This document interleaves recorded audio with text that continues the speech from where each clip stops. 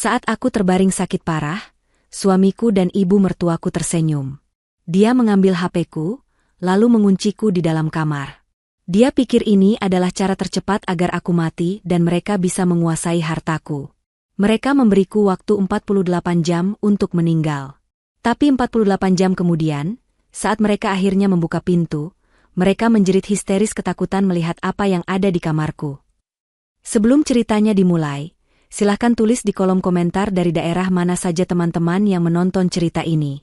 Jangan lupa like dan subscribe agar channel ini bisa semakin berkembang dan bisa mempersembahkan cerita yang lebih menarik lagi. Askia terbaring di atas ranjang mewahnya, namun kenyamanan kamar itu terasa seperti penjara yang dingin. Setiap helai spray sutra yang menyentuh kulitnya terasa menusuk, seolah mengejek kelemahannya. Tubuhnya kaku, lumpuh, seolah ada beban berat tak terlihat yang menekan seluruh sendi dan ototnya. Bahkan untuk menggerakkan jemarinya saja, Askia butuh usaha yang luar biasa. Penyakit ini datang begitu cepat, merenggut kekuatannya hanya dalam hitungan minggu. Awalnya hanya pusing biasa, lalu menjadi lemas, dan kini, ia benar-benar tak berdaya. Napasnya terasa berat, pandangannya sering kabur, dan kepalanya serasa dipenuhi kabut tebal. Dokter pribadi keluarga baru saja pergi beberapa jam lalu. Seorang dokter yang tidak ia kenali, yang dibawa suaminya, Damar. Dokter itu memeriksanya dengan tatapan dingin dan profesionalitas yang dibuat-buat. Askia, meski lemah, dapat menangkap sorot mata dokter itu yang berulang kali melirik arah Damar, seolah mencari persetujuan. Vonisnya cepat dan brutal, disampaikan di luar kamar, namun Askia dapat mendengarnya. Kondisinya sangat lemah. Sistem sarafnya menurun drastis. Sebaiknya keluarga bersiap untuk kemungkinan terburuk. Askia ingin berteriak bahwa ia masih di sini, ia masih mendengar, tapi suaranya hanya tertahan di tenggorokan, menjadi desahan pelan yang menyedihkan. Di luar pintu kamarnya yang sedikit terbuka, Askia mendengar suara yang paling ia kenali. Suara Damar, suaminya, dan Ibu Indri, ibu mertuanya. Tapi nada suara mereka bukanlah nada duka. Samar-samar, Askia menangkap suara tawa kecil, kikikan yang ditahan.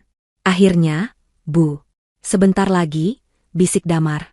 Suaranya terdengar lega, bukan sedih. Sabar, Damar. Jangan gegabah. Kita harus terlihat berduka, sahut Ibu Indri. Dokter itu sudah memastikan, penyakitnya, bekerja sempurna. Tidak akan ada yang curiga. Semua akan mengira dia meninggal karena komplikasi. Jantung Askia serasa berhenti berdetak. Jadi, ini semua benar.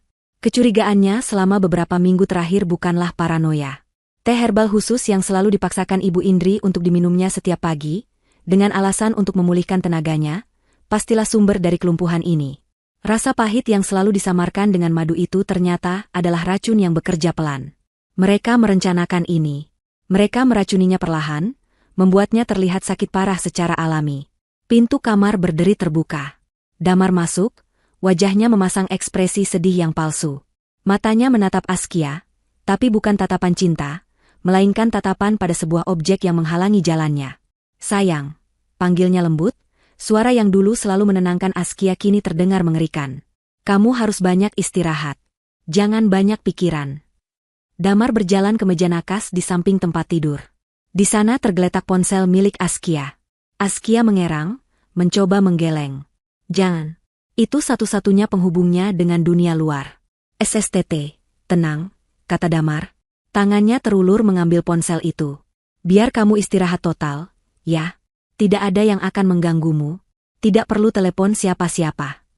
Askia mencoba mengangkat tangannya, meraih, tapi lengannya hanya bergetar lemah di atas kasur. Damar memasukkan ponsel itu ke dalam sakunya. Ibu Indri muncul di ambang pintu, senyumnya tipis dan penuh kemenangan. Benar kata Damar, Askia. Kamu harus tenang. Kami akan menjagamu. Menjaga. Kata itu terdengar seperti ancaman mati. Ibu Indri berjalan ke arah telepon kamar yang ada di sudut ruangan, dan tanpa ragu, ia mencabut kabelnya dari dinding. Ibu, Damar. Bisik Askia, air mata mulai menggenang di pelupuk matanya. Ini bukan lagi firasat. Ini adalah kenyataan. Mereka akan membiarkannya mati di sini. Selamat istirahat, Askia, kata Ibu Indri, nadanya datar. Damar berjalan keluar dari kamar, menghindari tatapan mata istrinya yang penuh permohonan. Ibu Indri mengikutinya. Pintu kamar ditutup pelan.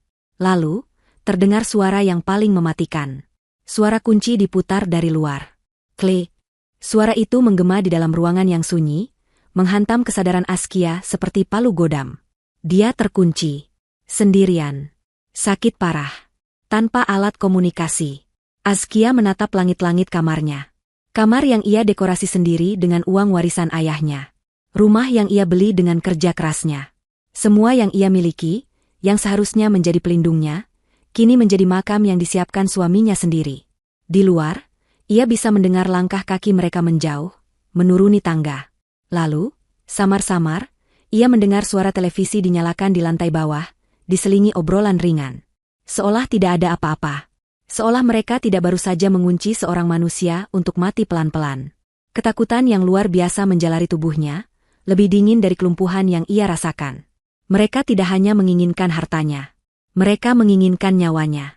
Mereka mengira ini adalah cara tercepat agar ia meninggal dan mereka bisa menguasai semua hartanya. Ibu Indri sudah lama mengincar perusahaan peninggalan ayah Askia.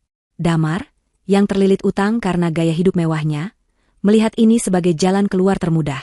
Askia memejamkan mata. Air mata akhirnya lolos, mengalir panas di pelipisnya. Dia tidak bisa mati seperti ini. Dia tidak boleh kalah oleh rencana busuk mereka. Ingatannya melayang pada ayahnya, pada pesan terakhir sebelum beliau meninggal.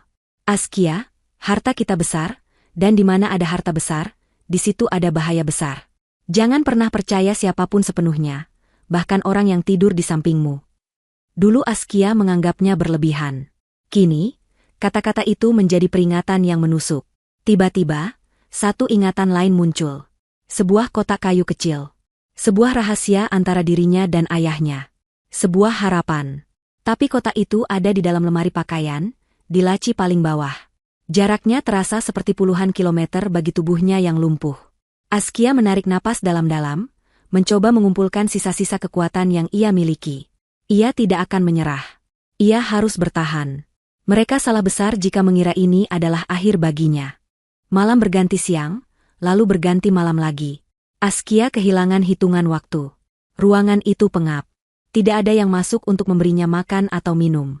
Hanya keheningan yang sesekali dipecah oleh suara tawa Damar dan Ibu Indri dari lantai bawah. Mereka jelas sedang merayakan sesuatu. Mereka merayakan kematiannya yang sedang berjalan lambat. Rasa haus dan lapar mulai menyiksanya, menambah penderitaan dari racun yang terus menggerogoti tubuhnya. Kelumpuhannya semakin parah, tapi anehnya, otaknya semakin jernih. Kemarahan dan insting bertahan hidup menajamkan pikirannya. Dia harus bergerak. Sekarang, ingatan tentang kotak kayu peninggalan ayahnya semakin kuat. Itu adalah satu-satunya kesempatannya. Dengan sisa tenaga yang ia miliki, Askia memfokuskan seluruh kekuatannya pada satu titik, menggeser tubuhnya. Dia mulai dengan menggoyangkan bahunya, sedikit demi sedikit, senti demi senti, menuju tepi ranjang. Prosesnya menyakitkan. Setiap gerakan kecil terasa seperti menarik ototnya hingga putus. Kerudung bergo yang ia kenakan di rumah terasa membatasi, tapi ia tidak peduli. Setelah perjuangan yang terasa seperti berjam-jam, tubuhnya akhirnya sampai di tepi kasur. Dengan satu dorongan putus asa, ia menjatuhkan dirinya ke lantai. Tubuhnya menghantam karpet tebal dengan bunyi gedebuk pelan namun keras di telinganya. Askia terdiam, menahan napas. Jantungnya berdebar kencang. Apakah mereka mendengarnya? Sun. Lalu, terdengar langkah kaki di luar pintu. Jantung Askia serasa melompat ke tenggorokan. Ada suara apa itu? Terdengar suara Damar, cemas. Paling dia jatuh dari kasur. Sudah biarkan saja, jawab Ibu Indri, suaranya dingin dan tanpa emosi. Jangan dibuka pintunya, Damar. Kita harus patuhi rencana. 2 hari. Kita akan membukanya besok pagi. Saat itu, semua pasti sudah selesai. Lebih cepat dia dehidrasi, lebih baik. Langkah kaki itu menjauh. Askia menghela napas lega, bercampur dengan kemarahan yang membara. Jadi, mereka memberinya waktu 2 hari. Besok pagi. Dia tidak punya banyak waktu. Rasa sakit akibat jatuh tidak ia hiraukan.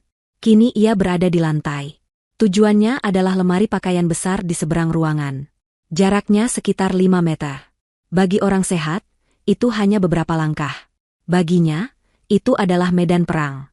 Askia mulai merangkak. Bukan merangkak normal. Dia menyeret tubuhnya menggunakan siku dan lututnya yang nyaris tak bisa digerakkan. Lantai karpet yang lembut kini terasa seperti amplas kasar, menggesek kulitnya. Setiap tarikan napas terasa perih. Keringat membasahi dahi dan hijabnya. Dia hanya bisa bergerak beberapa inci, lalu berhenti untuk mengumpulkan tenaga, lalu bergerak lagi. Dia memfokuskan pandangannya pada gagang lemari yang berkilauan di bawah cahaya rembulan yang samar-samar menembus celah gorden tebal. Dia teringat lagi pada ayahnya. Ayahnya adalah seorang pengusaha yang teliti dan selalu bersiap untuk skenario terburuk. Ayah menaruh sebagian besar aset kita di tempat yang tidak bisa disentuh siapapun. Askia, kata ayahnya dulu, saat menyerahkan kotak kayu itu. Harta yang terlihat, rumah ini, perusahaan ini, itu hanya umpan. Harta sesungguhnya dijaga oleh seseorang. Ayah menyebutnya, sang penjaga. Namanya Paman Antono. Dia adalah orang kepercayaan ayah yang paling rahasia, adik tiri ayah yang sengaja ayah sembunyikan dari catatan publik demi keamanannya. Dia mengawasi semuanya dari jauh. Kata-kata itu memompa adrenalin ke tubuh Askia. Dia merangkak lebih cepat, mengabaikan rasa sakit yang membakar di lengan dan kakinya. Paman Antono. Dia harus menghubungi Paman Antono. Setelah perjuangan yang terasa seperti selamanya, tangannya akhirnya menyentuh permukaan kayu yang dingin dari lemari pakaian. Dia berhasil. Tapi tantangan berikutnya menanti. Laci paling bawah. Dia harus membukanya. Dia bersandar pada lemari, mencoba menarik gagang laci dengan jemarinya yang kaku. Gagal. Jemarinya tidak punya kekuatan. Askia tidak menangis.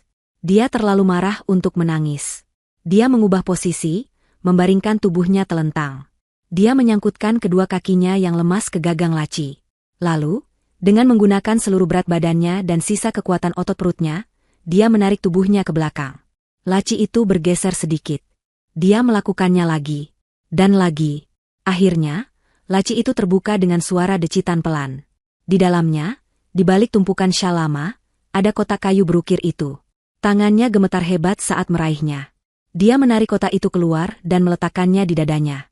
Membukanya lebih mudah, kuncinya hanya sebuah selot kecil. Matanya langsung tertuju pada isi kotak. Bukan perhiasan atau emas batangan. Di dalamnya, tergeletak di atas lapisan beludru merah, ada 3 benda. Pertama, sebuah ponsel satelit model lama, tebal dan berat, terlihat sangat kokoh. Kedua, sebuah botol kaca kecil berisi cairan bening, disegel rapat dengan lilin. Ketiga, secari kertas yang dilaminasi. Askia meraih kertas itu terlebih dahulu. Hanya ada 1 nama dan 1 rangkaian nomor telepon. Paman Antono. Di bawahnya ada tulisan tangan ayahnya. Jika kamu dalam bahaya besar, minum cairan ini. Lalu hubungi nomor ini. Jangan percaya siapapun lagi. Cairan ini. Askia menatap botol kecil itu. Penawar. Ayahnya, yang selalu paranoid akan diracun oleh pesaing bisnisnya, pasti sudah menyiapkan ini. Ini adalah penawar racun universal yang ia pesan khusus. Askia tidak ragu. Dengan gigi dan jemarinya yang gemetar, dia merobek segel lilin dan membuka tutup botol. Baunya menyengat, tapi dia tidak peduli.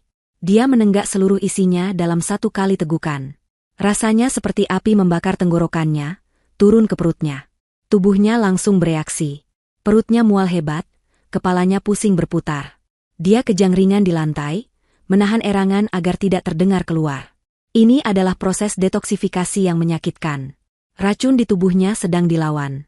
Askia memejamkan mata, membiarkan obat itu bekerja, memfokuskan pikirannya untuk bertahan. Beberapa menit kemudian, rasa mual itu mereda. Dia masih lumpuh, tapi kabut di otaknya terasa sedikit terangkat. Dia merasakan sensasi baru, rasa geli samar di ujung jari tangan dan kakinya. Itu berhasil. Penawarnya bekerja. Sekarang, bagian kedua. Askia meraih ponsel satelit. Benda itu terasa berat di tangannya yang lemah. Dia menekan tombol daya. Layar monokrom itu menyala dengan cahaya hijau redup. Jantungnya berdebar. 1 bar sinyal. Dan 1 bar baterai. Baterainya hampir habis. Dia harus cepat. Dengan jari telunjuknya yang masih kaku dan gemetar, Askia menekan 1 persatu angka di kertas itu. Setiap tekanan tombol terasa seperti mengangkat beban berat. Selesai. Dia menekan tombol panggil. Dia menempelkan ponsel itu ke telinganya. Sun. Lalu dia mendengarnya. Bunyi dering. 1 kali. 2 kali. 3 kali. Jantungnya berdebar sangat kencang hingga terasa sakit. Ayolah, angkat. Siapapun.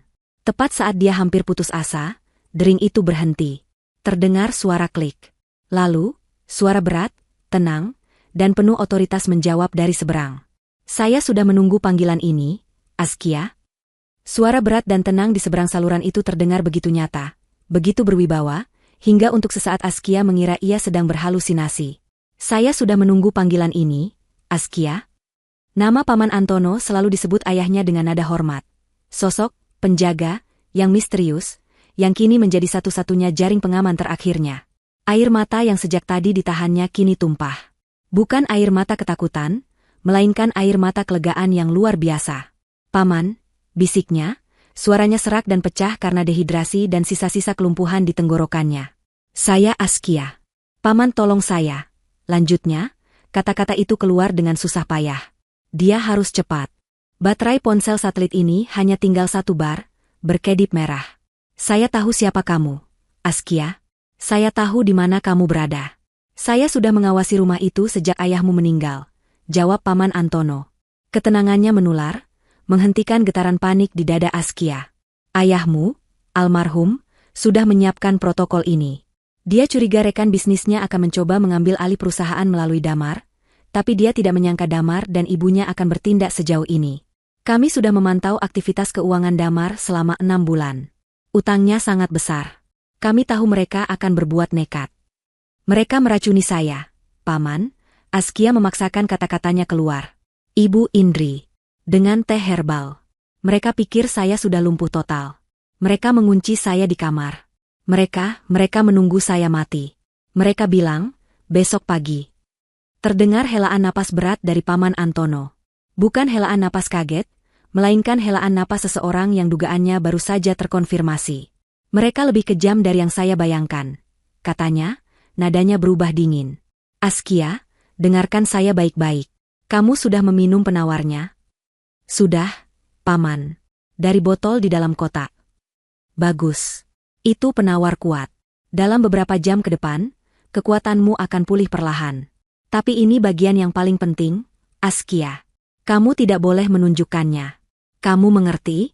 Kamu harus tetap berpura-pura lumpuh. Tetap berpura-pura sekarat. Askia mengerutkan kening, rasa perih di tenggorokannya sedikit mereda, digantikan sensasi hangat dari penawar yang mulai bekerja. Kenapa, Paman? Kenapa tidak datang sekarang? Dobrak pintunya? Tidak bisa, jawab Paman Antono tegas.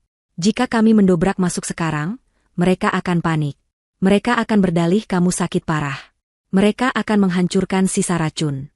Mereka akan menyewa pengacara hebat dengan uangmu dan berkelit bahwa kami menerobos masuk tanpa izin. Tidak. Kita tidak akan memberi mereka celah. Kita akan menangkap mereka saat mereka merasa paling menang. Kita akan menjebak mereka dengan keserakahan mereka sendiri. Rencana itu dingin, penuh perhitungan, dan brilian. Askia mengerti. Ini bukan hanya tentang menyelamatkan nyawanya, ini tentang keadilan. Mereka berencana, menemukan, kamu besok pagi, mengira kamu sudah tidak bernyawa, lanjut Paman Antono. Kita akan biarkan mereka menjalankan skenario itu. Tapi saat mereka membuka pintu, kami sudah ada di sana. Tim saya, pengacara, dan pihak berwajib yang bersih. Kami akan menunggu waktu yang tepat. Apa yang harus saya lakukan? Bisik Askia. Berpura-pura. Jika kamu merasa sedikit lebih kuat, gunakan kekuatan itu untuk menyembunyikan semua barang bukti. Kotak kayu, ponsel satelit ini, dan botol penawar yang sudah kosong. Sembunyikan di tempat yang tidak akan pernah mereka temukan dalam pemeriksaan cepat. Di bawah lemari, di belakang laci, di mana saja. Setelah itu, kamu harus kembali ke posisi yang terlihat wajar. Jika kamu jatuh dari ranjang, tetaplah di lantai. Buat mereka mengira kamu meninggal dalam upaya terakhir mencari bantuan. Jangan bersuara. Jangan bergerak. Apapun yang terjadi, anggap dirimu sedang berakting dalam peran paling penting dalam hidupmu. Saya mengerti, Paman. Kami akan bergerak sebelum fajar. Kami akan melumpuhkan sistem keamanan dari luar. Kami akan masuk diam-diam dan menunggu di lantai bawah atau di kamar sebelah, siap bergerak begitu mereka membuka pintumu. Kamu tidak sendirian lagi, Askia. Bertahanlah beberapa jam lagi.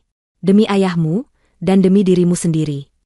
Tepat saat Paman Antono selesai berbicara, layar ponsel satelit itu berkedip sekali lagi, lalu mati total. Baterainya habis. Sambungan terputus. Keheningan di dalam kamar kembali menyergap Askia. Tapi kali ini, keheningan itu tidak lagi menakutkan. Dia tidak lagi sendirian. Dia punya rencana. Dia punya harapan. Askia menarik napas dalam-dalam. Dia merasakan sesuatu yang luar biasa. Jari-jari kakinya bisa digerakkan. Bukan hanya geli-geli, tapi benar-benar bergerak atas perintah otaknya. Kekuatan di lengannya juga kembali, meski masih lemah. Penawar itu bekerja lebih cepat dari yang ia duga. Dia melihat ke sekeliling kamar yang temaram. Kotak kayu, ponsel, botol kosong. Dia harus menyembunyikannya. Dia mulai merangkak lagi. Kali ini, gerakannya lebih terkoordinasi. Dia tidak lagi menyeret tubuhnya, tapi merangkak pelan, meski gemetar. Dia mencapai lemari pakaian. Dia menggunakan sisa tenaganya untuk sedikit mengangkat bagian bawah lemari yang berat itu, hanya cukup untuk menyelipkan kotak kayu, ponsel, dan botol itu jauh ke kolong lemari yang gelap dan berdebu. Tidak ada yang akan mencarinya di sana. Tugasnya selesai. Sekarang, bagian tersulit. Dia harus kembali ke posisi semula, di dekat ranjang, tempat dia sengaja menjatuhkan diri. Dia harus terlihat meyakinkan. Dia merangkak kembali perlahan, setiap gerakan adalah siksaan bagi ototnya yang baru pulih. Dia mengatur posisi tubuhnya di atas karpet.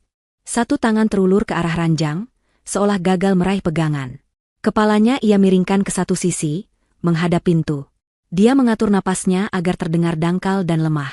Di lantai bawah, dia mendengar suara tawa Ibu Indri yang melengking.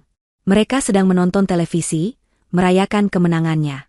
Sudah, Damar, tidak usah dicek lagi. Besok pagi kita selesaikan semuanya.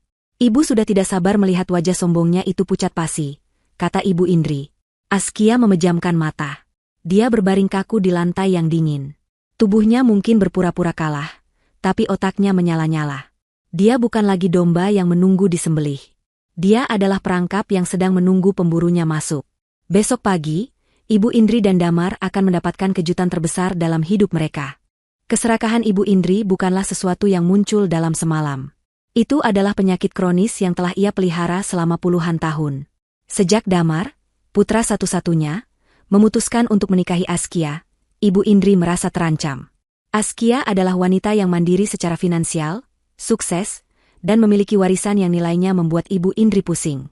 Lebih buruk lagi, Askia adalah wanita berhijab yang saleh, yang nilai-nilainya sering bertabrakan dengan gaya hidup Ibu Indri yang materialistis dan suka pamer.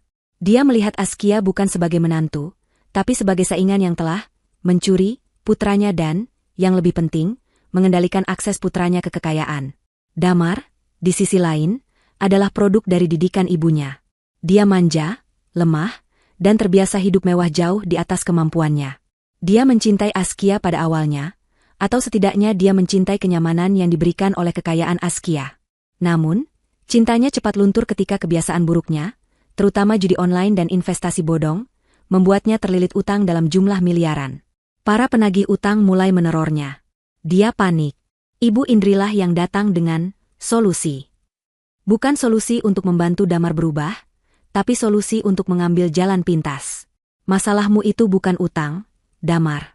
Masalahmu itu istrimu, katanya suatu malam, beberapa bulan lalu. Semua aset itu atas nama dia. Jika dia meninggal, semua masalahmu selesai. Kita bisa menguasai semuanya. Awalnya Damar ngeri. Ibu, itu Askia, istriku. Istrimu yang tidak mau memberimu uang untuk menutupi utangmu, kan? Desak Ibu Indri. Istrimu yang pelit itu. Dia lebih sayang hartanya daripada suaminya sendiri. Dia membiarkanmu menderita. Apakah itu cinta? Logika Ibu Indri yang bengkok perlahan meracuni pikiran Damar, sama seperti racun yang akan mereka gunakan nanti. Ibu Indri mulai bergerak. Melalui koneksi gelap dari teman-teman arisannya yang penuh rahasia, dia menemukan seseorang. Seorang pria yang menyebut dirinya Dr. Ferry. Dia bukan dokter sungguhan, melainkan seorang ahli herbal yang dipecat dari sebuah laboratorium farmasi karena praktik ilegal. Pertemuan mereka dilakukan di sebuah kafe remang-remang. Saya butuh sesuatu yang bekerja perlahan, kata Ibu Indri, langsung ke intinya. Sesuatu yang terlihat seperti penyakit alami. Kelumpuhan. Gagal saraf. Sesuatu yang tidak akan terdeteksi saat otopsi. Dr. Ferry tersenyum. Dia sudah sering menangani permintaan seperti ini. Saya punya ramuan yang tepat. Ekstrak dari akar tanaman langka di pedalaman Kalimantan. Jika diminum dosis rendah setiap hari, dalam beberapa minggu, target akan mengalami kelumpuhan progresif. Sistem motoriknya akan mati perlahan. Lalu, jika target dibiarkan tanpa asupan cairan selama 48 jam, racun itu akan memuncak, menyebabkan gagal organ multipel. Akan terlihat seperti komplikasi alami dari penyakitnya. Sangat bersih. Ibu Indri membayar mahal untuk botol kecil berisi cairan pekat berwarna gelap itu. Rencana pun dimulai. Dia menyamarkan racun itu dalam teh herbal kesehatan yang ia buatkan khusus untuk Askia setiap pagi. Ini resep warisan keluarga, nak. Untuk menjaga staminamu, katanya dengan senyum penuh kepalsuan. Askia, yang selalu berusaha menghormati ibu mertuanya, meminumnya tanpa curiga. Hingga beberapa minggu terakhir, saat tubuhnya mulai terasa aneh dan dia mulai menghubungkan keanehan itu dengan teh tersebut. Tapi saat itu, semuanya sudah terlambat.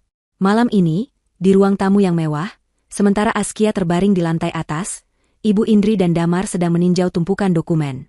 Bukan dokumen duka, melainkan dokumen properti, akta perusahaan, dan surat kuasa palsu yang telah disiapkan Dr. Ferry, lengkap dengan tanda tangan Askia yang dipalsukan dengan sangat ahli. Lihat ini, Damar, kata Ibu Indri sambil mengibaskan selembar kertas. Surat kuasa ini memberi kita hak penuh atas rekening banknya. Begitu surat kematian keluar besok pagi, kita bisa langsung mencairkannya sebelum bank sempat membekukan aset. Damar tampak gelisah. Dia meraih ponsel Askia yang tergeletak di meja. Tangannya gemetar saat membukanya. Dia tahu kata sandinya, dia pernah mengintip Askia membukanya. Dia membuka riwayat pencarian internet Askia. Matanya terbelalak. Ibu. Celaka? Seru Damar, suaranya panik. Lihat ini, dia curiga. Dia mencari, gejala keracunan herbal, ibu mertua membenciku, cara kerja racun pelan. Ibu Indri merebut ponsel itu dari tangan Damar. Dia membacanya dengan tenang, lalu tertawa pelan. Tawa yang kering dan mengerikan. Bodoh, desisnya. Kamu panik karena hal sekecil ini. Tapi, Bu, ini bukti. Jika polisi menemukannya, ini justru bagus, potong Ibu Indri. Ini memperkuat cerita kita. Kita katakan saja dia depresi berat karena penyakitnya. Dia menjadi paranoid, menuduh kita yang bukan-bukan. Dia mencari hal-hal aneh di internet. Kita bisa bilang, dia mungkin bunuh diri karena putus asa. Itu jauh lebih baik. Tidak ada yang akan curiga pada kita yang sudah merawatnya dengan sabar. Damar menatap ibunya dengan campuran rasa ngeri dan kagum. Otak ibunya bekerja begitu licik. Dia ditenangkan oleh logika kejam itu. Dia bersandar di sofa, menuang segelas air putih untuk dirinya sendiri, jantungnya masih berdebar. Sekarang, kata Ibu Indri, kita harus mempersiapkan akting kita untuk besok. Aku akan menelepon beberapa kerabat jauh malam ini. Aku akan menangis, memberitahu mereka kondisi Askia sangat kritis. Kita harus membangun alibi bahwa kita sudah berusaha semaksimal mungkin. Saat Ibu Indri sibuk dengan ponselnya, berpura-pura menangis histeris pada seorang bibi jauh, Damar menyelinap ke balkon. Dia menelepon nomor lain. Halo, Vina? Sayang, bisiknya pelan. Vina adalah wanita simpanannya, alasan lain mengapa utangnya membengkak. Dengar, besok-besok semuanya akan selesai. Seperti yang aku bilang, dia akan pergi. Setelah itu, semua harta ini jadi milik kita. Kita bisa pergi dari sini, jauh dari ibuku yang cerewet itu. Damar tidak tahu, pintu balkon itu sedikit terbuka. Ibu Indri, yang baru saja menutup teleponnya, mendengar setiap kata yang diucapkan putranya. Dia mendengar rencana Damar untuk kabur bersamanya. Ibu Indri berdiri dalam bayangan ruang tamu. Wajahnya mengeras, tapi kemudian sebuah senyum tipis yang mematikan tersungging di bibirnya. Dia tidak marah. Dia hanya merasa geli. Dia menatap putranya yang bodoh itu dengan tatapan merendahkan. Damar berpikir dia pintar. Damar berpikir dia akan mengkhianatinya. Padahal, Ibu Indri sudah merencanakan ini sejak lama. Begitu perusahaan Askia jatuh ke tangannya, dia akan memastikan Damar dan wanita simpanannya itu tidak akan pernah menikmati sepeser pun. Dia sudah menyiapkan dokumen lain yang akan menjerat Damar dalam masalah hukum. Dia tidak akan membiarkan siapapun, bahkan putranya sendiri, menghalangi jalannya. Rencana keserakahan mereka berlapis-lapis. Dan di dalam rumah itu, mereka tidak hanya sedang membunuh Askia, mereka juga sedang bersiap untuk saling menghancurkan. Jauh dari keheningan mencekam di kamar Askia, di sebuah jalan yang berjarak 2 blok dari rumah mewah itu, Paman Antono menutup sambungan telepon satelitnya. Wajahnya keras seperti baja. Telepon itu mati tepat saat dia selesai memberi instruksi. Dia di lantai. Dia sudah minum penawarnya. Mereka berencana menemukannya besok pagi. Waktu kita sempit, tapi cukup, katanya kepada 3 orang lain yang duduk bersamanya di dalam sebuah van hitam tanpa jendela. Van itu lebih mirip pusat komando bergerak daripada kendaraan biasa. Dindingnya dipenuhi monitor yang menampilkan berbagai data, termasuk denah rumah Askia dan rekaman CCTV yang berulang. Paman Antono, sang penjaga, bukanlah sekadar kerabat jauh. Dia adalah adik tiri ayah Askia yang sengaja disembunyikan identitasnya, dididik di militer, dan kemudian menjadi kepala keamanan di seluruh operasi bisnis ayah Askia yang bersifat global. Dia adalah bayangan yang melindungi aset keluarga.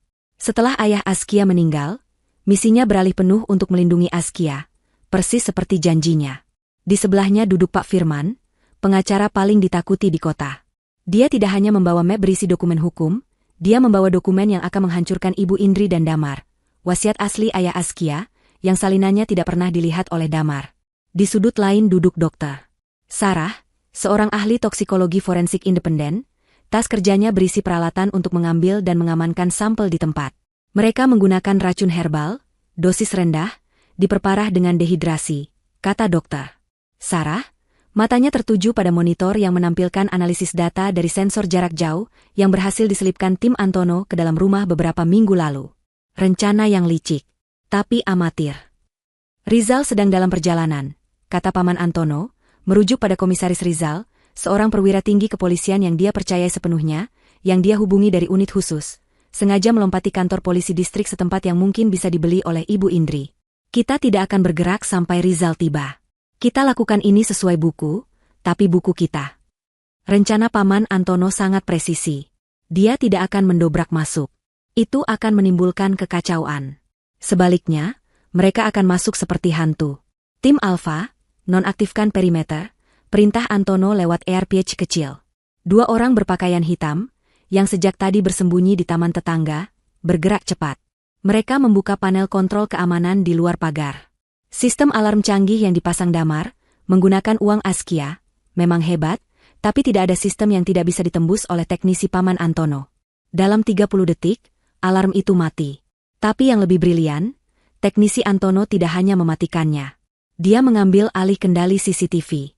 Di ponsel Damar atau di monitor keamanan di dalam rumah, rekaman dari jam-jam sebelumnya akan terus berulang, menunjukkan bahwa semuanya aman dan normal. Mereka buta di dalam rumah mereka sendiri. Tim Bravo, target utama. Sampah, lanjut Antono. Ini adalah bagian krusial. Dokter Sarah membutuhkan bukti fisik.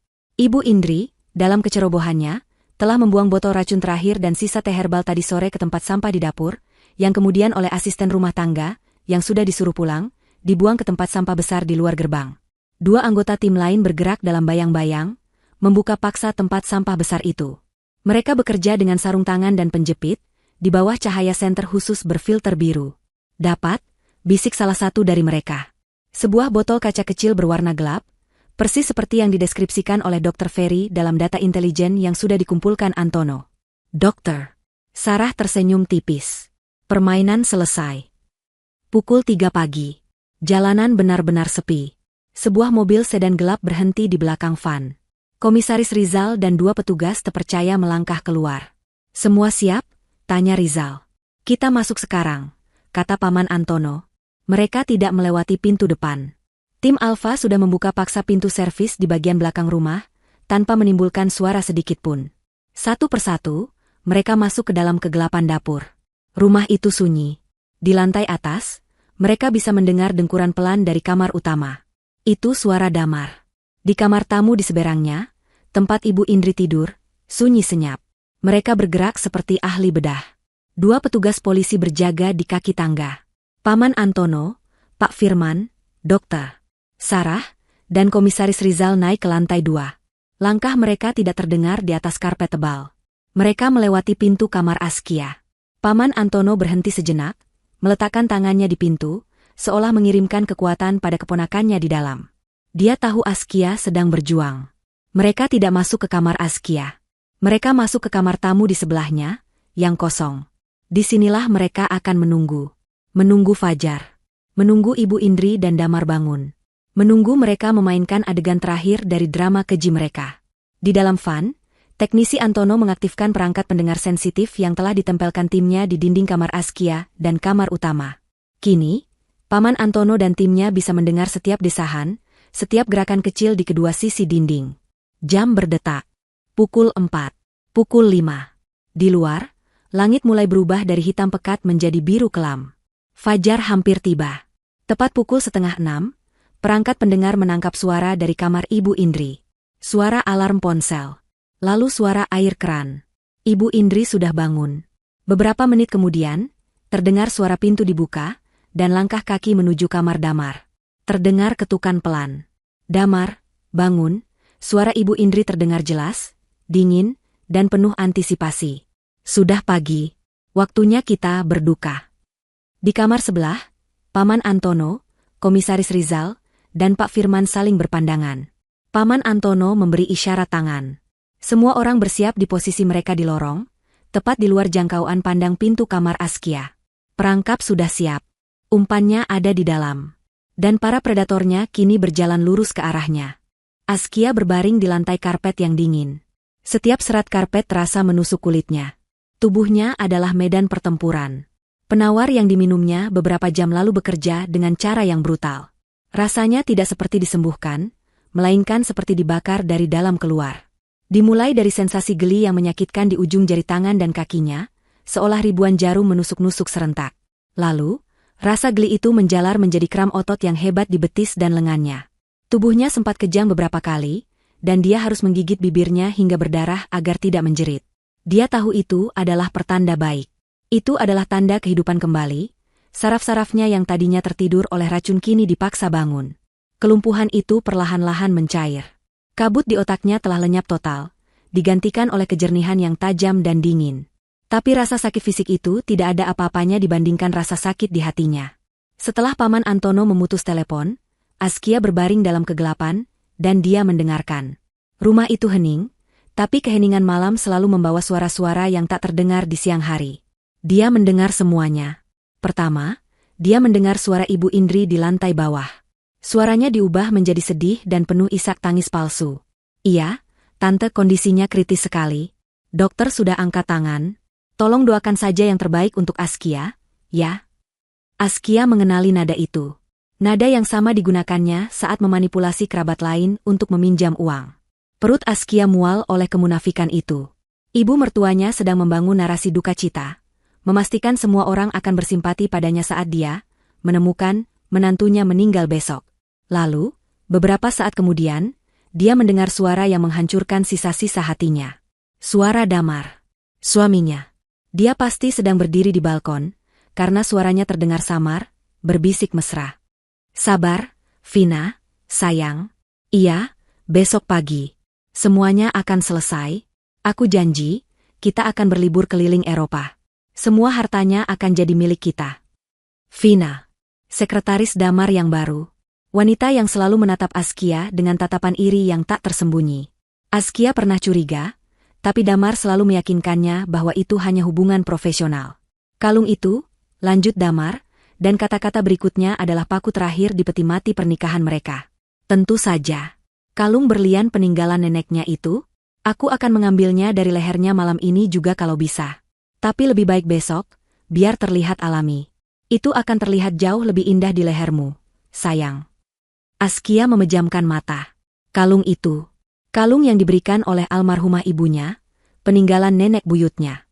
Benda yang ia pakai di hari pernikahannya. Damar, suaminya, tidak hanya ingin membunuhnya, dia ingin merampok kenangan paling berharga darinya untuk diberikan kepada wanita simpanannya. Rasa sakit di hatinya berubah menjadi sesuatu yang lain. Sesuatu yang keras, dingin, dan tak tergoyahkan. Itu adalah kemarahan murni. Kemarahan ini membakar sisa-sisa kesedihannya, menyisakan tekad baja. Dia tidak akan mati. Dia tidak akan membiarkan mereka menang. Saat itu pula, Askia merasakan sesuatu yang aneh. Dia mendengar bisikan Damar di balkon. Dan beberapa saat kemudian, dia mendengar decit pelan pintu kamar Ibu Indri, yang seharusnya tertutup. Askia sadar. Ibu Indri juga mendengar percakapan Damar. Ibu mertuanya itu tahu bahwa putranya sendiri berencana mengkhianatinya. Dan dia tidak mengatakan apa-apa. Askia hampir tertawa getir.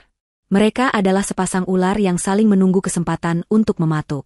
Mereka pantas mendapatkan satu sama lain. Kekuatan fisiknya mulai kembali. Dia menguji batasannya dalam diam. Dia mengepalkan tangannya. Jari-jarinya patuh. Dia menekuk lututnya. Kakinya merespons, meski lemah dan gemetar. Dia bisa bergerak. Dia bisa merangkak dengan benar sekarang. Tapi dia ingat pesan Paman Antono, berpura-pura. Tetap berpura-pura lumpuh. Maka, Askia menggunakan sisa malam itu untuk berlatih. Berlatih menjadi mayat. Dia berbaring di lantai dalam posisi yang sama seperti saat dia jatuh. Tangan terulur ke arah ranjang. Mata setengah terpejam. Dia melatih napasnya, membuatnya dangkal, hampir tak terlihat.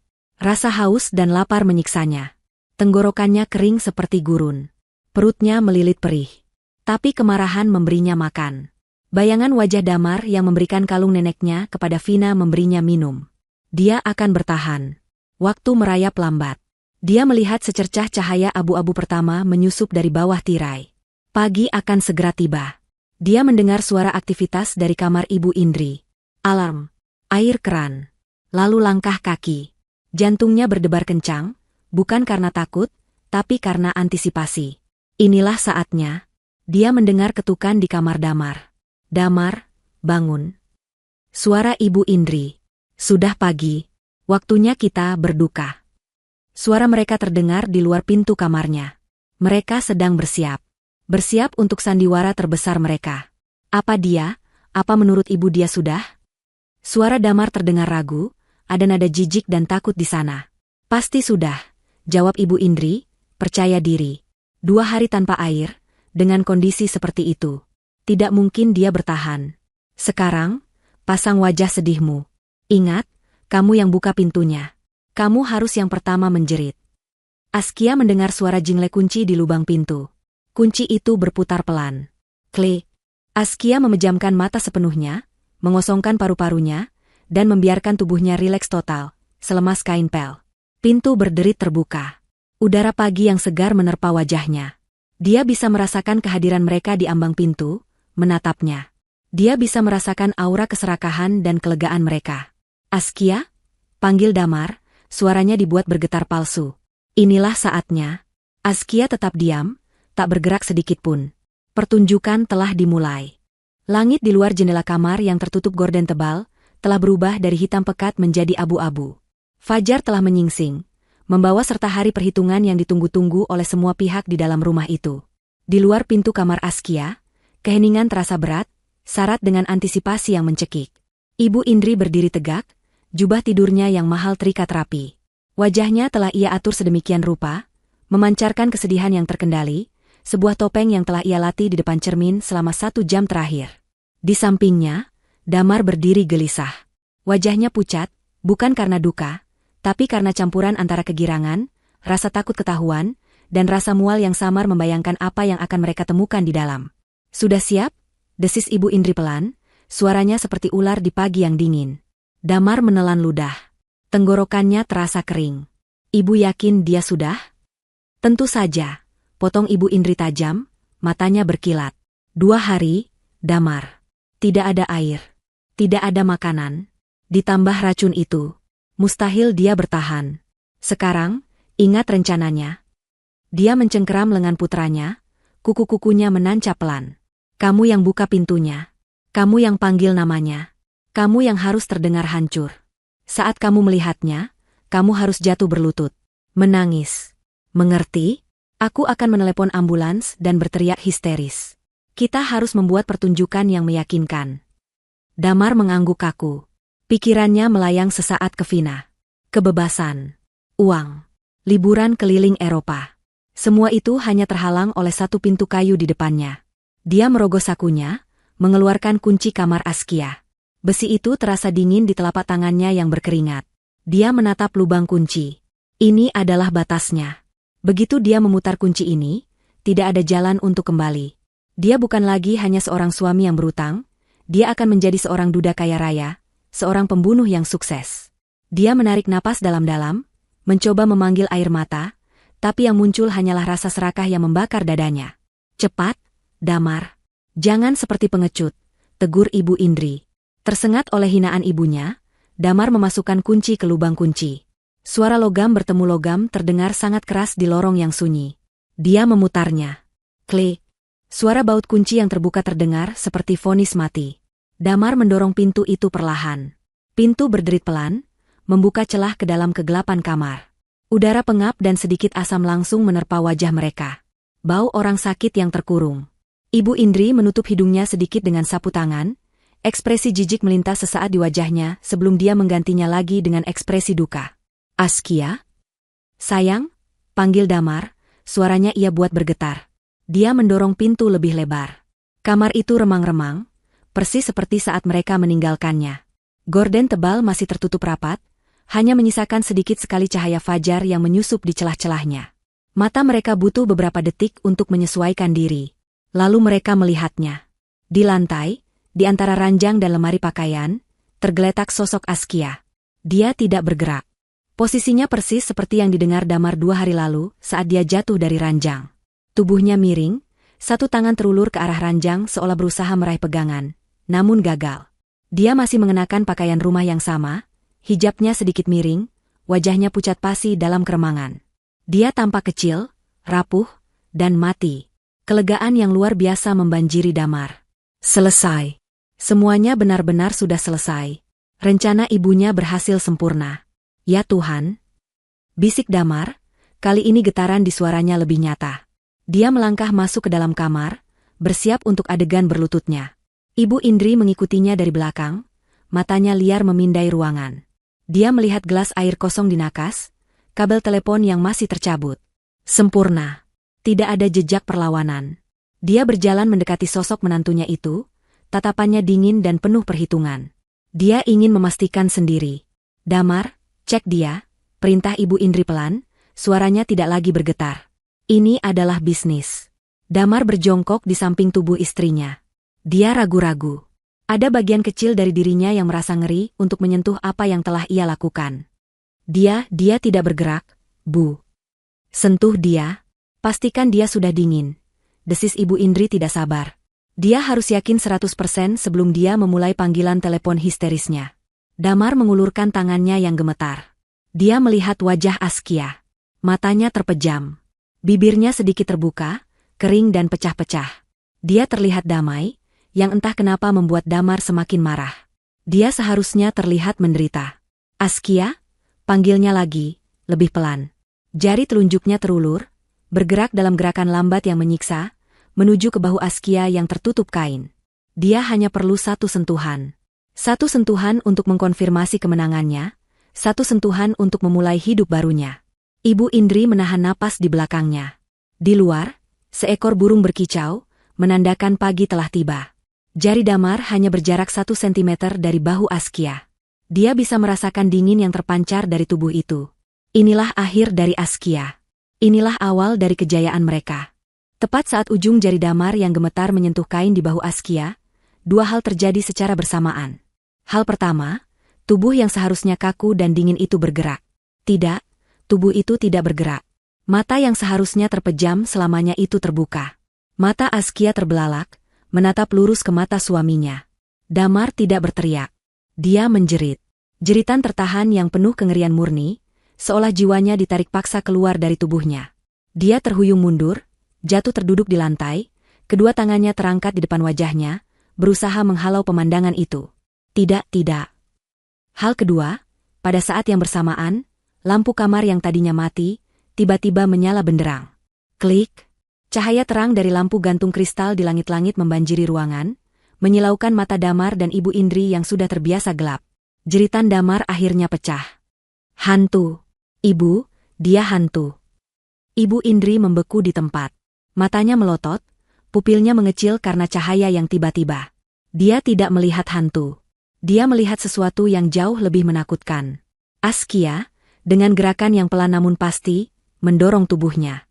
Wanita yang seharusnya lumpuh dan mati itu, kini duduk bersila di lantai. Wajahnya pucat, bibirnya kering, tapi matanya menyala-nyala dengan kemarahan yang kudus. Dia hidup. Dia sadar. Dan dia sedang menatap mereka. Tapi bukan itu bagian terburuknya. Selamat pagi, Ibu Indri, Damar, sapa sebuah suara berat yang tenang. Damar dan Ibu Indri berputar panik ke arah sumber suara. Jantung Ibu Indri serasa berhenti berdetak. Mereka tidak sendirian. Kamar itu penuh orang. Keluar dari bayang-bayang di dekat pintu kamar mandi walk-in yang besar, berdirilah Paman Antono, tegap seperti gunung. Di sebelahnya berdiri Komisaris Polisi Rizal, mengenakan seragam lengkapnya. Di dekat jendela, Pak Firman, sang pengacara, memegang map dokumen. Dan menghalangi satu-satunya jalan keluar, di dekat pintu kamar, berdiri dua petugas polisi berseragam lainnya. Mereka telah masuk diam-diam saat fajar. Mereka telah bersembunyi di dalam kamar yang luas itu, di dalam kamar mandi dan ruang ganti, menunggu dalam kegelapan. Mereka menunggu Damar dan Ibu Indri masuk, mengunci diri mereka sendiri di dalam tempat kejadian perkara. Ibu Indri tersentak, otaknya yang licik mencoba memproses pemandangan yang mustahil ini. Ini jebakan. Ini jebakan yang sempurna. Apa-apaan ini? Teriak Damar, suaranya pecah antara tangis dan amarah. Siapa kalian? Masuk ke rumah saya. Kalian mau merampok? Rumah Anda? Suara Askia terdengar serak, kering seperti gurun, tapi setiap kata terdengar jelas. Ini rumah saya, Damar. Rumah yang kau coba jadikan makamku. Tatapan Ibu Indri terkunci pada Askia. Dia menunjuk menantunya itu dengan jari gemetar. Wajahnya berubah dari pucat pasi menjadi merah padam karena amarah yang tak terkendali. Dia tidak bisa menerima kekalahan ini. Logikanya hancur. Tidak mungkin. Ibu Indri menjerit, suaranya melengking tinggi, memenuhi ruangan dan mungkin terdengar sampai ke jalan. Kau seharusnya sudah mati. Kau tidak mungkin hidup. Racunnya? Dia berhenti. Keheningan total menyergap ruangan itu. Hanya terdengar suara napas Ibu Indri yang terengah-engah. Dia telah mengatakannya. Di depan komisaris polisi. Di depan pengacara. Di depan para saksi. Pak Firman, sang pengacara, menekan tombol pada alat perekam digital kecil di tangannya. Sudah direkam. Pengakuan penuh di tempat kejadian, katanya datar. Askia menatap ibu mertuanya.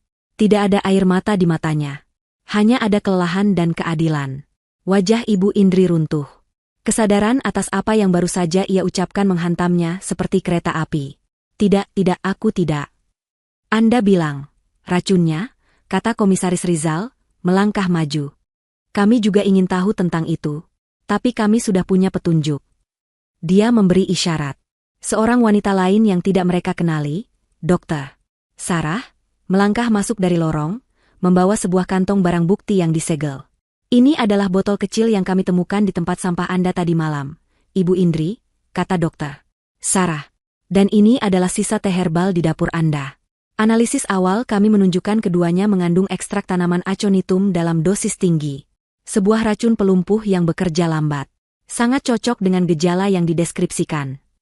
Semua warna hilang dari wajah Ibu Indri. Dia gemetar hebat, menatap botol itu, lalu ke Askia, lalu ke polisi. Jebakan, pekiknya lagi, kali ini lebih lemah.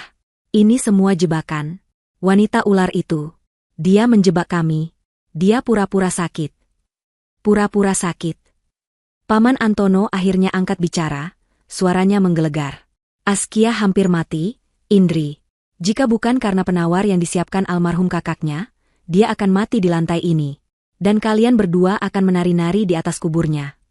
Damar, yang sejak tadi terdiam di lantai, akhirnya hancur. Dia tidak sekuat ibunya. Dia menundukkan kepalanya dan mulai menangis. Tangisan yang nyata. Tangisan seorang pengecut yang tertangkap basah. Bukan aku. Ibu, ini semua rencana ibu. Aku tidak mau, dia memaksaku. Vina, aku hanya ingin bayar utang. Diam, anak bodoh. Bentak Ibu Indri, menampar putranya sendiri. Sudah cukup, kata Komisaris Rizal tegas. Ibu Indri, saudara Damar. Anda berdua ditahan atas dugaan percobaan pembunuhan berencana dan konspirasi. Kedua petugas maju, mengeluarkan borgol. Saat logam dingin itu menyentuh pergelangan tangan Ibu Indri, histerianya meledak. Dia meronta, menjerit, dan mengumpat.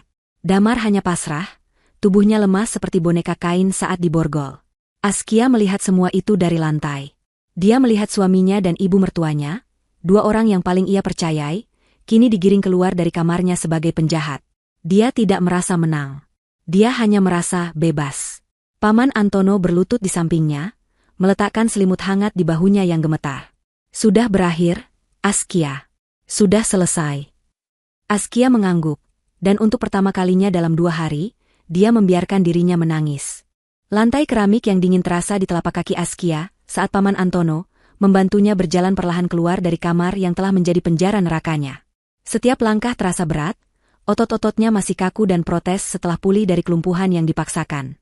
Suara jeritan dan umpatan Ibu Indri, serta tangisan putus asa Damar, masih terngiang-ngiang di telinganya saat mereka digiring menuruni tangga oleh Komisaris Rizal dan petugasnya. Rumah itu terasa sunyi senyap, keheningan yang ditinggalkan terasa lebih berat daripada kebisingan sebelumnya. Dokter Sarah, ahli toksikologi, dengan sigap menuntun Askia ke sofa besar di ruang tamu. Duduk di sini, Askia. Anda harus minum ini, katanya lembut, menyodorkan sebotol air mineral dan beberapa tablet elektrolit. Penawar itu sudah bekerja mengeluarkan racun utamanya, tapi tubuh Anda mengalami dehidrasi parah. Kita harus memulihkan cairan Anda perlahan. Askia meminum air itu dalam tegukan kecil. Rasa air segar yang mengalir di tenggorokannya yang kering adalah sensasi paling nikmat yang pernah ia rasakan. Paman Antono berdiri di dekat jendela, menatap keluar di mana mobil polisi terakhir baru saja menghilang di tikungan jalan, membawa serta 2 manusia yang telah menghancurkan kepercayaan Askia. Pak Firman, sang pengacara, duduk di seberang Askia, membuka koper kulitnya dan mengeluarkan sebuah map tebal bersampul biru tua. Bagaimana Paman tahu? Bisik Askia, suaranya masih serak. Bagaimana Paman tahu harus datang? Paman Antono berbalik, wajahnya yang tegas melembut saat menatap keponakannya.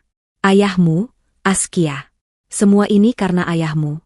Dia mungkin terlihat seperti pengusaha biasa, tapi dia orang yang sangat teliti dan, terus terang, sedikit paranoid setelah ibumu meninggal. Dia tidak pernah mempercayai orang dengan mudah.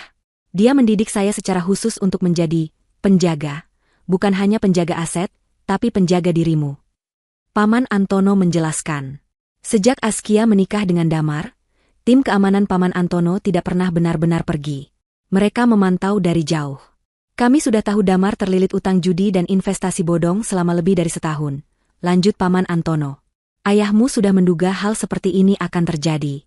Dia tahu karakter Damar yang lemah dan mudah dipengaruhi, terutama oleh ibunya yang serakah. Kecurigaan Paman Antono memuncak 3 minggu lalu. Damar memecat dokter keluarga terpercaya Anda dengan alasan yang dibuat-buat. Dia membawa masuk dokter baru, yang kami selidiki dan temukan adalah seorang penipu bernama Ferry, seorang ahli herbal yang punya catatan kriminal. Saat itulah kami tahu mereka sedang merencanakan sesuatu yang jahat. Tim Paman Antono segera bergerak. Mereka meretas sistem keamanan rumah, memasang alat penyadap dan kamera tersembunyi di area umum. Kami mendengar semua rencana mereka, Askia. Kami mendengar Ibu Indri memesan racun itu. Kami mendengar mereka berdebat kapan waktu yang tepat. Rencana awal kami adalah menangkap mereka sebelum mereka bertindak, kata Paman Antono. Suaranya berubah berat karena rasa bersalah. Tapi kami terlambat 1 hari. Saat kami bersiap masuk, mereka sudah memberimu dosis pertama yang membuatmu kolaps.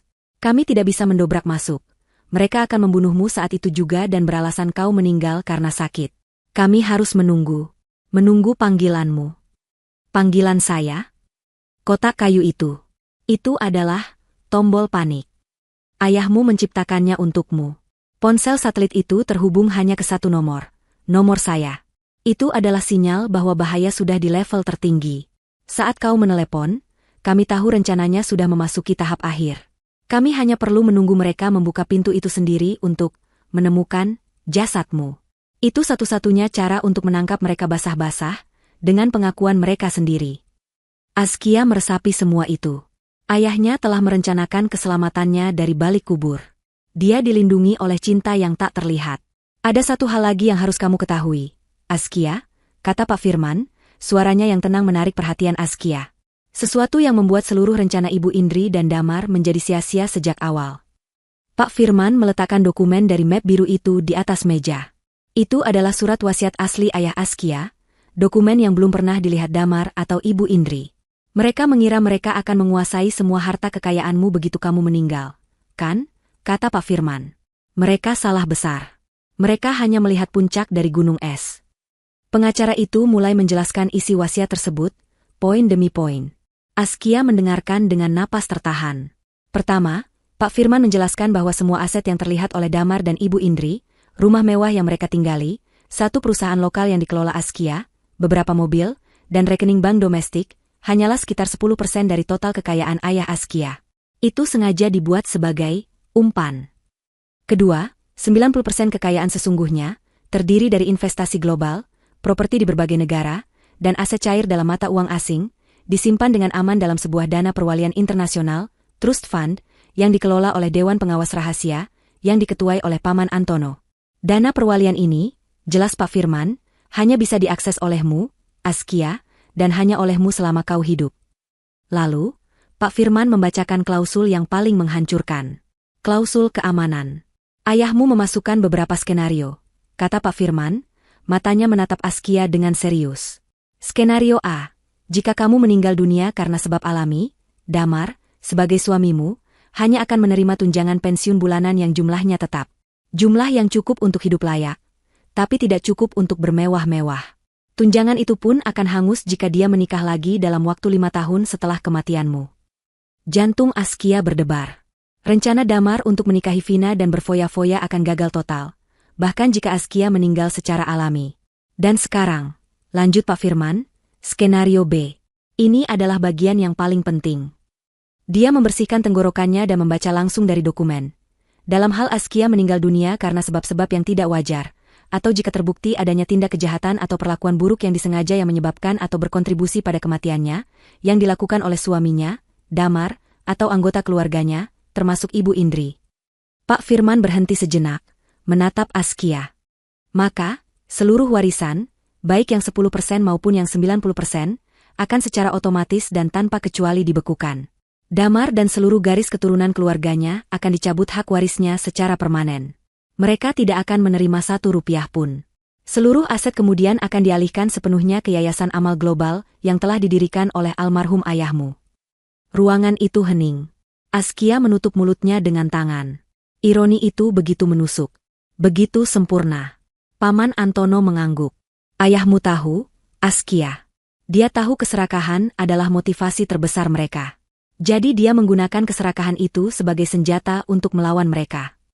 Askia akhirnya mengerti. Seluruh rencana jahat Ibu Indri dan Damar adalah sebuah kegilaan yang sia-sia. Jika mereka berhasil membunuh Askia, mereka tidak akan mendapatkan apa-apa. Harta yang mereka incar akan lenyap dari jangkauan mereka selamanya. Dengan mencoba merebut segalanya secara paksa, mereka justru memastikan bahwa mereka tidak akan mendapatkan apa-apa. Mereka telah bekerja keras, merencanakan kejahatan keji, hanya untuk menghancurkan diri mereka sendiri. Keserakahan telah membutakan mereka dari kebenaran. Mereka pikir mereka sedang memburu harta karun, padahal mereka sedang berjalan lurus menuju perangkap yang dipasang oleh orang yang jauh lebih cerdas daripada mereka. Askia menatap foto ayahnya yang tersenyum di dinding seberang. Terima kasih, ayah, bisiknya. Air mata kembali mengalir, tapi kali ini bukan air mata duka atau takut. Itu adalah air mata syukur atas perlindungan yang melampaui batas kematian. Misteri warisan itu kini terungkap, dan itu bukanlah tentang uang. Itu adalah tentang cinta abadi seorang ayah. 6 bulan berlalu. Waktu telah mengubah kengerian di rumah itu menjadi sebuah arsip memori yang menyakitkan, namun mulai pudar. Hari ini adalah hari persidangan putusan. Ruang sidang pengadilan negeri penuh sesak. Kasus ini telah menjadi berita utama selama berbulan-bulan, kisah seorang istri salehah yang dikhianati oleh suami dan ibu mertuanya sendiri demi harta. Askia duduk di barisan depan, diapit oleh Paman Antono dan Pak Firman. Dia mengenakan gamis dan hijab berwarna biru tua yang tenang. Wajahnya tidak lagi menunjukkan ketakutan seperti malam itu. Kini, wajahnya memancarkan ketenangan dan kekuatan yang ditempa oleh penderitaan. Di seberang ruangan, di kursi pesakitan, duduk Damar dan Ibu Indri. Penampilan mereka adalah cerminan dari karma itu sendiri.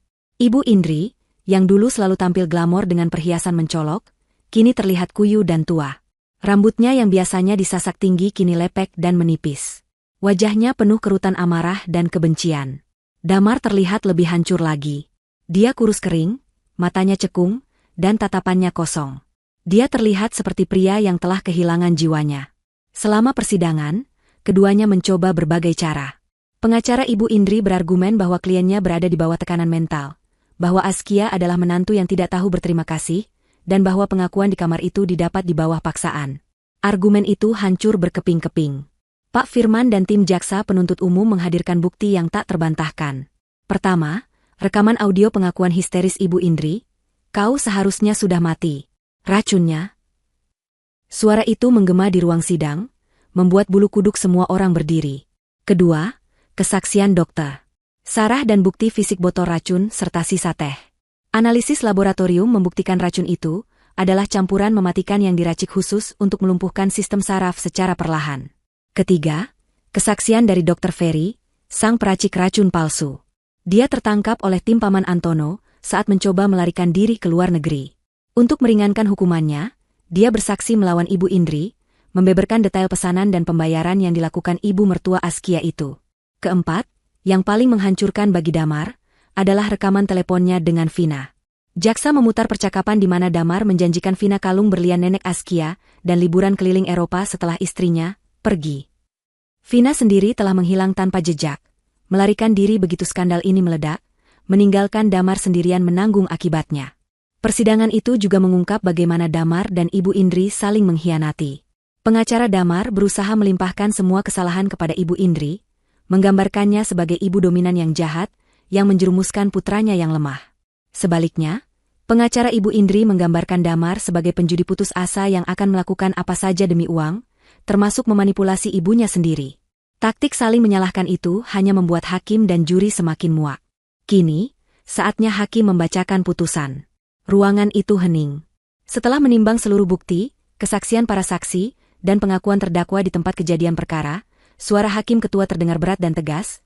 Majelis hakim memutuskan bahwa kedua terdakwa, Damar bin almarhum Hardi dan Indri binti Sulaiman, terbukti secara sah dan meyakinkan bersalah melakukan tindak pidana percobaan pembunuhan berencana.